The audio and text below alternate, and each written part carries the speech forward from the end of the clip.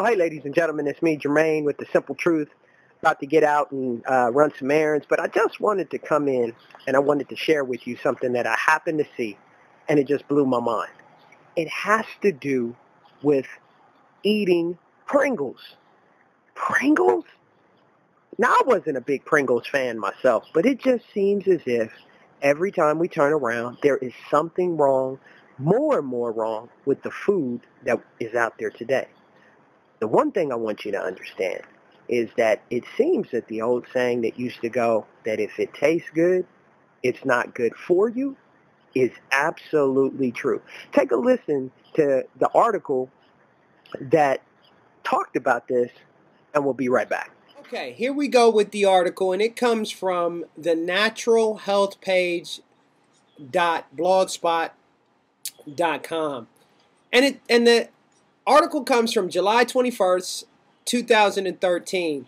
Cancer in a Can. The shocking true story of how Pringles are made. Now, for those of you that eat Pringles, I feel real sorry for you. I, truth be told, have never really been a Pringle fan. They were a little kind of weird to me as far as a potato chip. But the important thing is to get a better understanding of how these things are made, what it's all about. Here we go. To understand the nature of Pringles and other snackable chips, forget the notion that they come from actual potatoes in any recognizable way. The Pringles Company, in an effort to avoid taxes levied against luxury foods like chips in the UK, once even argued that the potato content of their chips was so low that they are technically not even potato chips. Did you hear that, ladies and gentlemen? The potato content. Let me highlight this. The potato content of their chips was so low that they are actually technically not even potato chips. So if they're not made of potatoes, what are they exactly? The process begins with a slurry of rice, wheat, corn, and potato flakes that are pressed into shape. This dough-like substance is then rolled out into an ultra-thin sheet cut into chip cookies by a machine. According to I09, the chips move forward on a conveyor belt until they're pressed onto molds, which give them the curve that makes them fit into one another. Those molds move through boiling oil. Did you hear this, ladies and gentlemen? Boiling oil. Not hot oil, but boiling oil. Then they're blown dry, sprayed with powdered flavors, and at last flipped onto a slower moving conveyor belt in a way that allows them to stack. From then on, it's into the cans and off towards the innocent mouths of the consumers. I suspect nearly everyone reading this likely enjoys the taste of potato chips. However, they are clearly one of the most toxic processed foods you can eat, whether they're made from actual potato shavings or not. Potato chips are loaded with cancer-causing chemical. One of the most hazardous ingredients in potato chips is not intentionally added, but rather it is a byproduct of the processing. Acrylamide, I hope I pronounced that right, a cancer-causing and potentially neurotoxic chemical is created when carbohydrate-rich foods are cooked at high temperatures, whether baked, fried, roasted, or toasted. Some of the worst offenders include potato chips and French fries. But many foods cooked or processed at temperatures above 212 Fahrenheit or 100 Celsius may contain acrylamide. As a general rule, the chemical is formed when food is heated enough to produce a fairly dry and brown yellow surface. Hence, it can be found in potatoes, chips, French fries, and other roasted or fried potato foods. Grains, bread crust, toast, crisp bread, roasted breakfast cereals, and various processed snacks. And coffee. Coffee? Are you kidding me? Coffee? Well, yeah, it says it right here. Coffee. Roasted coffee beans and ground coffee powder. Surprisingly, coffee substitutes based on chicory actually contains 2 to 3 times more acrylamide than real coffee. Wow, are you seeing this, ladies and gentlemen? This is just information for you to be able to go and do further research for yourself. How much acrylamide are you consuming?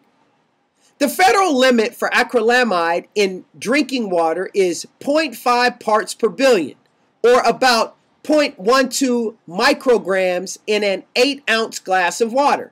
However, a 6-ounce serving of French fries can contain 60 micrograms of acrylamide, or about 500 times over the allowable limit. Similarly, potato chips are notoriously high in this dangerous chemical. So high,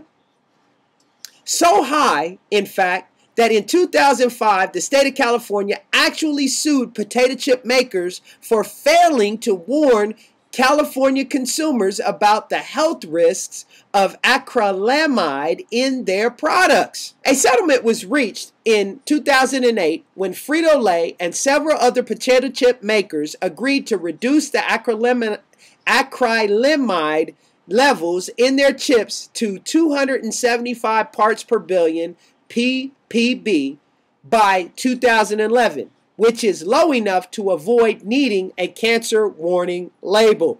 The 2005 report, How Potato Chips Stack Up, Levels of Cancer-Causing Acrylamide in Popular Brands of Potato Chips, issued by the California-based Environmental Law Foundation, ELF, spelled out the dangers of this popular snack.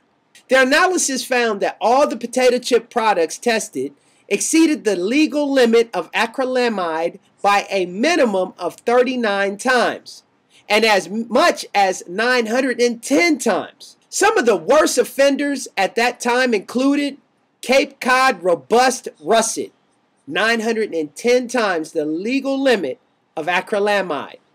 Kettle chips, lightly salted, 505 times. Kettle chips, Honey Dijon, 495 times.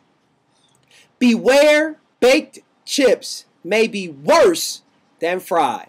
If you think you can avoid the health risks of potato chips by choosing baked varieties, which are typically advertised as being healthier, think again. Remember that acrylamide is formed not only when foods are fried or broiled, but also when they are baked. And according to U.S. Food and Drug Administration, FDA, data on acrylamide levels in foods, baked chips may contain more than 3 times the level of acrylamide as regular chips. Increasingly, the same trend holds true for other foods too, which suggests that baking processed potatoes at high temperatures may be one of the worst ways to cook them. For instance, according to the FDA data, Ore-Ida golden fries contained 107 ppb of acrylamide in the regular fried version and 1,098 when baked. So remember, all potato chips contain acrylamide, regardless of whether they are natural or not, baked or fried. Likewise, they will all influence your insulin levels in a very negative way. Acrylamide is not the only danger. Acrylamide is not the only dangerous genotoxic compound formed when food is heated to high temperatures. A 3-year-long EU project known as the Heat-Generated Food Toxins, Heat Tox, whose findings were published at the end of 2007, found there are more than 800 heat-induced compounds, of which 52 are potential carcinogens. In addition to their finding that acrylamide does pose a public health threat, the heat tox scientists also discovered that you're far less likely to ingest dangerous levels of the toxin when you eat home-cooked foods compared to industrially or restaurant-prepared foods.